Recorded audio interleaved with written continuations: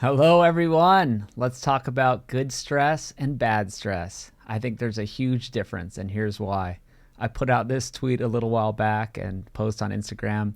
Acute stress improves your health, lifting weights, sauna, appropriate sun exposure, sprinting, cold plunge, while chronic stress ruins your health. High insulin, blood sugar, high blood pressure, carrying excess body fat, year round anti-nutrients, and lack of sleep. Your body is made to handle acute stresses, not chronic stresses. This is the big point here.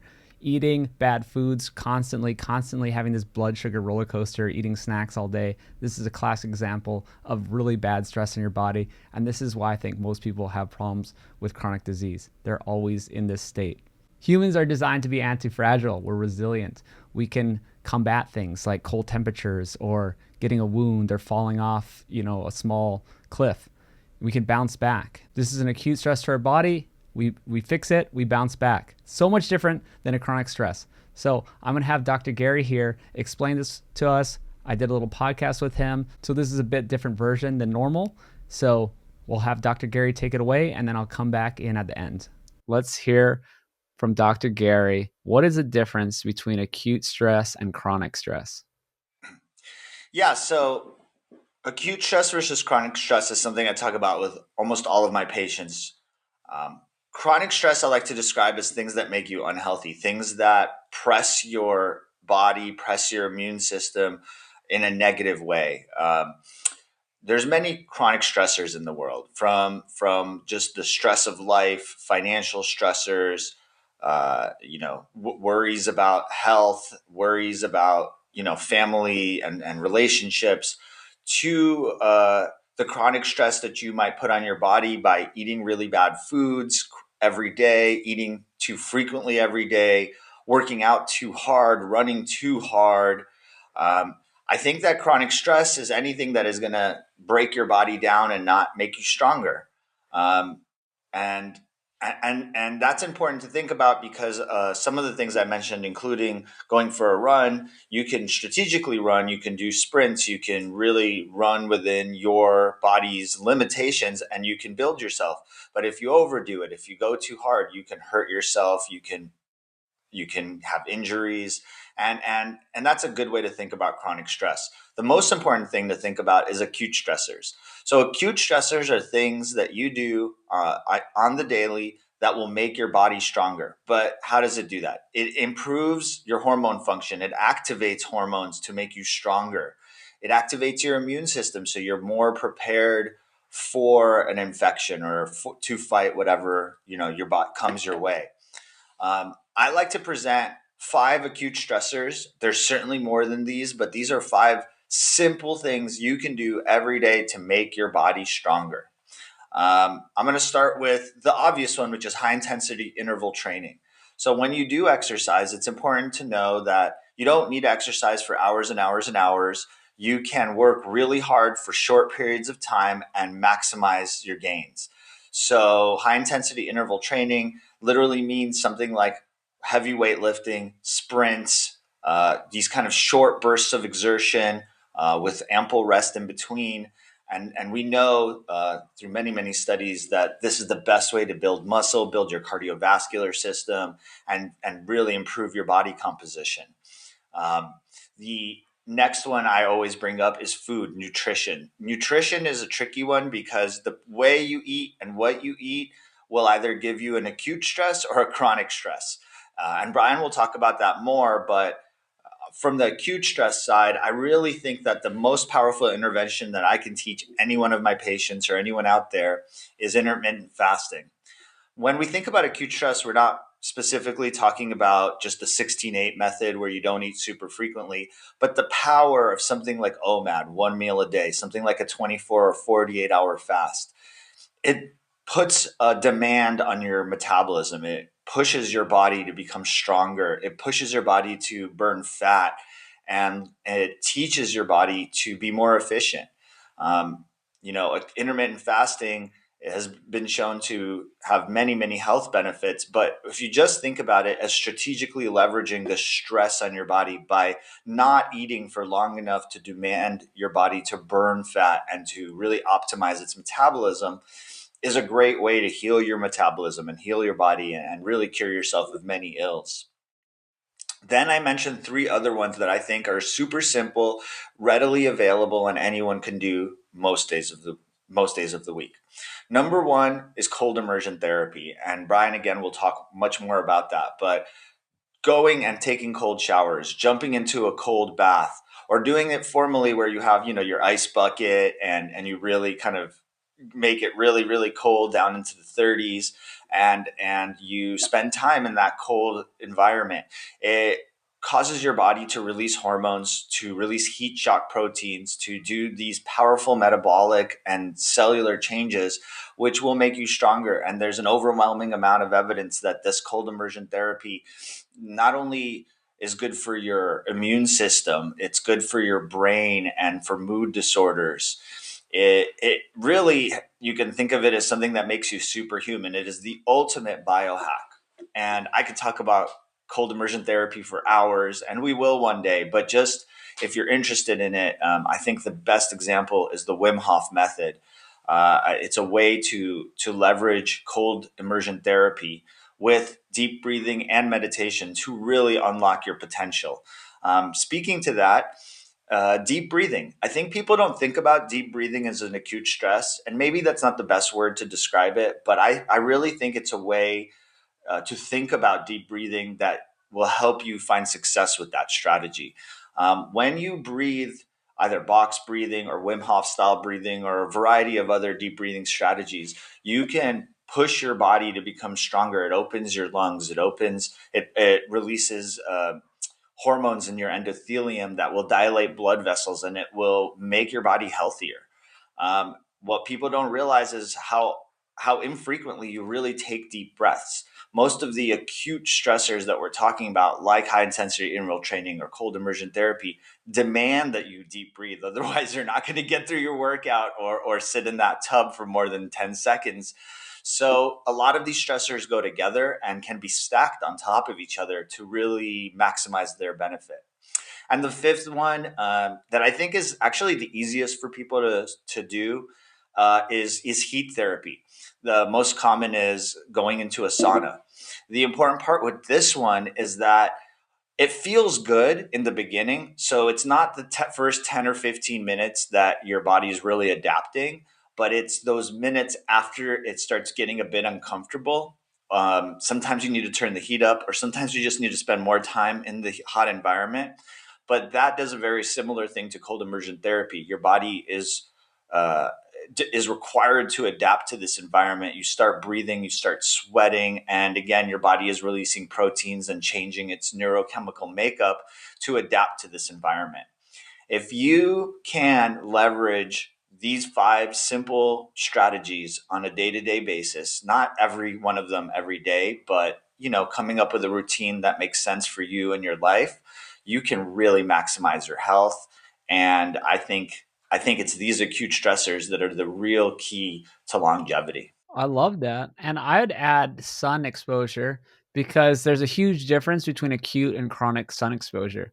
Chronic sun exposure, you could get skin cancer. I mean, this is pretty obvious. If you just go out there and get roasted, that's not good. But if you have the acute, appropriate skin exposure to sun, man, you're getting vitamin D, you're getting all kinds of stuff going on.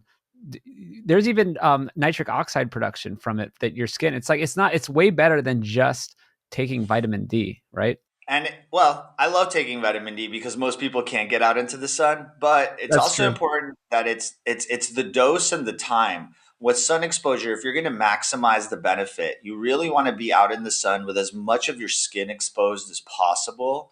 And it's really best to do that when the sun is right above your head. A good kind of trick to use is if your shadow is shorter than your body, then you know that the sun is in the right position in the sky for those appropriate light rays to come through that will activate vitamin D production. And then, of course, that's usually the hottest time of the day, and you have to strategically stop that exposure, or at least create some, put on some clothing, put on a hat to protect your skin from burning. So it's not simple enough to say just get sun exposure. You have to understand what the sun is doing, so you can go out at the appropriate time, and you can also stop at the appropriate time before it starts hurting you. Well, and it's a good point to illustrate what the difference is between acute and chronic stress, right? That's what we're talking about. And it's so easy to know that, right? It's so easy to see it in real time. You're getting sunburn, your skin, people can get like second degree, third degree burns from the sun. So to extend that out, talk about the fasting. Yes, I think it's a good thing to have that acute stress and not eat for a while and like mimic our ancestry, maybe. But also, just for eating every 2 hours is a chronic stress. If you think about your digestive system, it never getting a break, that's a chronic stress. So you can kind of think of fasting as different ways depending on how long you do it. But just not eating for 16 hours a day and then eating an 8 hour window, like you mentioned, 16/8. I think what that is, it's like it's not so much an acute stress, it's a anti-chronic stress, right? You're getting rid of Yes. that chronic stress of your body having to deal with food every second of the day. And then, yes, if you extend it, like you also said, 24 to 48 hours, that's a great acute stress that's doable for people, and people, find many benefits from that. So food is a big factor in the acute versus chronic stress. And we can dive into food a little more because I mean, people eat food every day, all day, right? It's something we have to do. So you have to be wary of it because the different foods you eat have vastly different results in your body, right? And so we'll talk about blood sugar, right? That's a good one, acute versus chronic. If you have Okay, I'll use extreme example. Hunter gatherers. You find in the summer they find a honey pot and they drink like a liter of honey. That's the famous the Hadza. They observe them drinking a whole liter of honey. Yeah, that was like a couple times per year when they found it, and when they had enough and they gorged on it. That's an acute stress. If you're doing the equivalent of eating a cup of honey every day, which most people are, if you do the math on how much sugar they're eating and refined carbohydrates, that is a terrible chronic stress. So tell me a little bit more about the blood sugar Yeah, part. I think about that on a hormonal level. So, if you're having an intermittent spike in your insulin, insulin is a growth factor. You need to spike your insulin from time to time. It's why, staying in ketosis indefinitely for months at a time, while it might be good for some chronic medical issues, it's actually really hard on your body. And it doesn't allow for those moments of insulin spiking that really lets you grow, get stronger, and adapt. So insulin is not this terrible thing, oh my God, I have to keep my insulin down all the time. That's not the way to think about it. It's you want it to spike strategically. Sometimes after a hard workout, you have to have some carbohydrates and sugar after that meal, and protein, of course. But just the idea being that if you just stay in a very, very low carbohydrate state, you're not going to get maximum gains if like your goal is building up muscle. So using that example. So, when you're eating that honey every day, like you said, right? Now you're spiking your insulin all the time. And what happens is that insulin stays high. It stops going down to baseline levels. Now that persistent elevation in insulin is a huge stressor on the body. That causes insulin resistance and is probably the root cause on a biochemical level of all metabolic disease that we see. It causes inflammation in the endothelium of your blood vessels, which leads to cardiovascular disease. It leads to toxicity of the nerves and the blood vessels peripherally from the high insulin and high blood sugars circulating around your blood, in your blood. So, when it comes to food, understanding that it's not no carbs or carbs every day or just steak or no, it's never that simple. It's why we do these podcasts and talk about the same thing all the time, because there's so much nuance to it, and understanding that when you see people that were carnivore and transition to a carnivore-ish diet and add some sugar-rich foods which are non-inflammatory, like raw honey, like sweet fruits that are seasonal. Some people are eating white rice from time to time that's been washed a few times to make sure that all the anti-nutrients are gone. These are ways to optimize your hormone system and create appropriate stress response. But when you're eating processed sugar, processed corn products that include dextrose and maltodextrin and high fructose corn syrup, now you're creating a real chronic stress in your body. And maybe from time to time, a few times a year, you can tolerate that if you're metabolically healthy. And maybe that's even good because it creates this hormesis response. But when you're doing it every day, or worse off, when your standard American diet doing it 3 or 5 times a day. Now you're in the world of chronic stress and it's breaking you down and making you sicker. I love it, man. That's perfect because I wasn't saying you couldn't eat honey every day as an example. I mean, I said a cup of honey, but you're so Right. that cup represents say 5 doses of sugar, refined grains, whatever throughout the day. Constant, constant. So big thing is frequency. Well, that's kind of this whole discussion is the difference between acute and chronic stress is frequency, basically, right? So frequency of these carb intake is what I'm really interested in these days. And guys like Dr. Ted Naiman have said it all along. It's carb frequency. He's never been like against carbs. He's kind of just like trying to find that balance of protein to energy, right?